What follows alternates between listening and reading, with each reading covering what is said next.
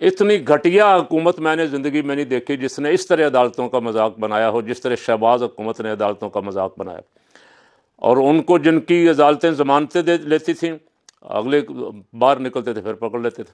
यहाँ तो Lahore high court ने पुलिस को आर्डर दिया कि इनको घर छोड़ के आओ, चौरी परवेज़ लाई को घर जाने तक रास्ते में को रोके ना, लेकिन रास्ते में नामालूम उठा के ले गया। अदालत भी उनका कुछ नहीं कर सकी।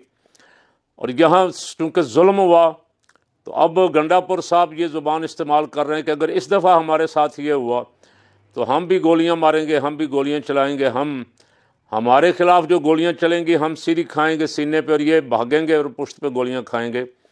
गंडापुर साहब, आप एक ज़िम्मेदार ओहदेदार हैं, वज़ीर आला हैं एक सूबे के। आपकी ये लैंग्वेज एहतजाज के लिए, और बहुत सारे अल्फाज हैं, बहुत सारे सख्त जुमले हैं जो आप कह सकते हैं, अपना इजहार कर सकते हैं गुस्से का, लेकिन इस तरह का इजहार करना किसी सूरत भी कोई पाकिस्तानी भी इसे अप्रिशिएट नहीं करेगा, कोई पसंद नहीं करेगा। इसलिए खुदारा इस मुल्क पर रहम फरमाएं, एहतजाज करें, पुरअमन एहतजाज करें, पेशावर में करें, इस्लामाबाद में करें, पिंडी में करें, लाहौर में करें, आपका हक है। मेरे मुल्क का आइन पाकिस्तान के अवाम को हक देता है कि अगर उनकी हक तलफी होती है तो वो पुरअमन एहतजाज कर सकते हैं।